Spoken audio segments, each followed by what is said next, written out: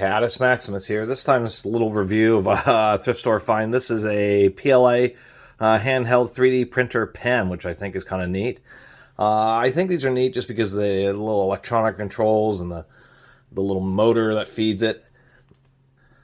And I've never had a 3D printer, but I thought this was kind of cool, and it was like $10 for all this. Had a big old bag of PLA. It turns out the PLA and ABS are similar materials. It's pretty brittle. Apparently it absorbs moisture, so that's why they come in vacuum sealed packages. And so the idea is this is just like an art pen, although I thought it could be used if somebody was making like a homemade 3D printer. Only uses 10 watts. Does have a variable speed in it. Heats up pretty fast. I didn't get this to do artwork. I couldn't do artwork to save my life, but I thought it would be kind of useful as more of like a precision hot glue gun. What I've discovered is PLA does not have very good adhesion at all to anything but itself, and hot glue is excellent for its flexibility and the fact that it is an adhesive and sticks very well to a variety of materials. But I still think it's could be useful. Obviously for crafters and that type of stuff, it could be useful just for doing precision little gluing operations. Just takes 5 volts at 2 amps, and it has a little barrel plug here. And then the filament just feeds in through the back. And we'll do a little demonstration. Actually, if you have an issue, you can pop this cover off, and let me actually show that here. Okay, I just wanted to show more of a close-up look inside. We actually have a ball bearing here for the feed. There's our little feed motor gear. And then the slider is feed rate. And this rear button, I'm not sure what it does. But what's kind of interesting is if we go real slow, it actually automatically retracts. And so the slider is simply the feed rate. And I think that's kind of neat how it automatically retracts a little bit to try to prevent it from over dripping. Kind of an interesting little setup for what is basically a handheld 3D printer nozzle. I do recognize the fact that I may not have that whatever I found at the thrift store with this may be really low quality PLA, so you have to take that into account, but it'll take experimentation.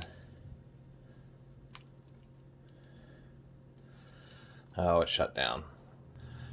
It automatically shuts down after, probably, I think it's around 3 minutes. It's pretty quick.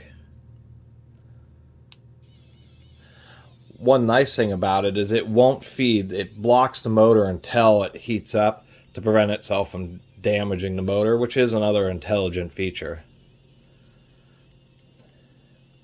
Gotta take time to feed this through. Obviously, we're gonna have better luck with the green. You can just see how much more viscous it is than the pink stuff that it was ejecting. This pen, I haven't had any issues with it clogging. As long as I pull out the filament before uses, then it works pretty well. So let's go and try this again. Maximum temperature, but with a different color filament that seems to flow a little bit better.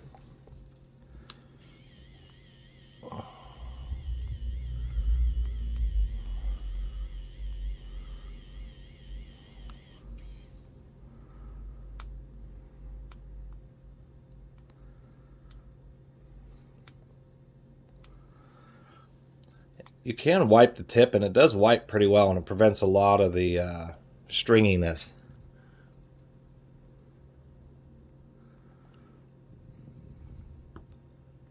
Well, that didn't stick at all either. Alright, it was sticking. It just takes a long time for it to cool off, this green stuff.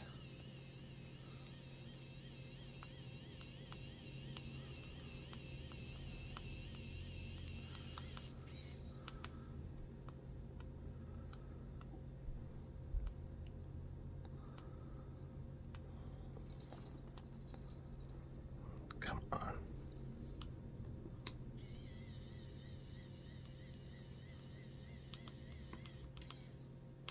Actually, I think I'm going to turn the temperature down just a little bit here. Turned it down to where I had it before. We're going to try this whole welding process again.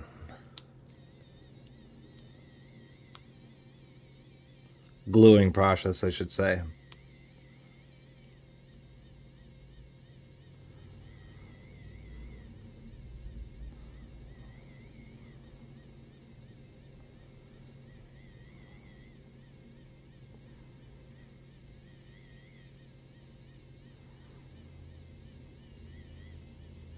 Sorry for this long video. I'm always terrible at these kind of demonstration things.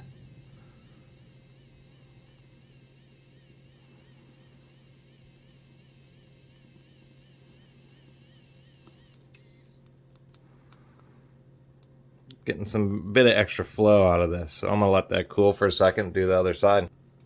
Alright, let's do the other side. I probably was a bit thin. I need to put it on a bit thicker here.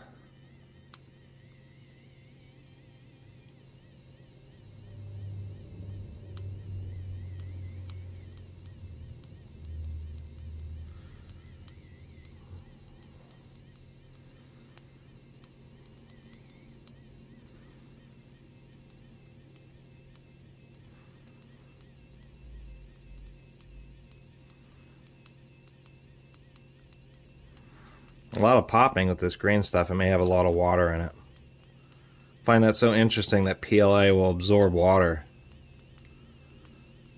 Kind of like the same crackling you'll get from stick welding. If you have wet sticks, you get all sorts of pops and crackles. That's why you want to keep your arc welding sticks as dry as possible, and even put them in the oven at a couple hundred degrees to dry them out before you use them.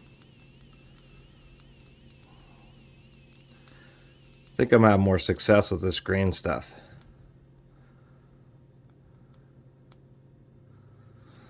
Alright, I'm gonna let that so there's my gluing job. A couple of pencils. I'm doing pencils because I should have, even though this one's painted, it should have pretty good adhesion. Wood, most things stick to wood pretty well, and it's okay. I can hear it cracking, but still will snap right off. And that's probably the biggest disappointment for me, is I wanted to use it like a hot glue gun, but it just doesn't want to cooperate. So I'm going to glue this box and then see how it sticks to that cardboard. Or when you get to the end, you just press and hold the reverse button, kind of give it a little bit of a pull.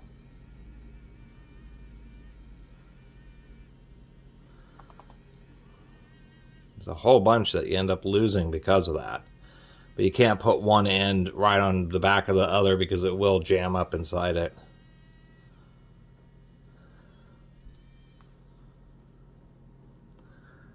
Pull a little nub out and get the next one going.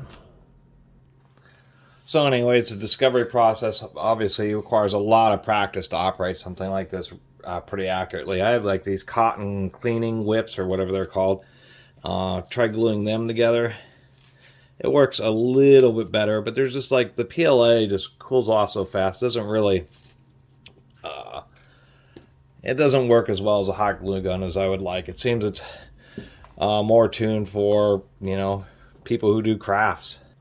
I can still see this being handy in certain situations. Here's my terrible job at the box. But even a cardboard box, it did relatively glue it.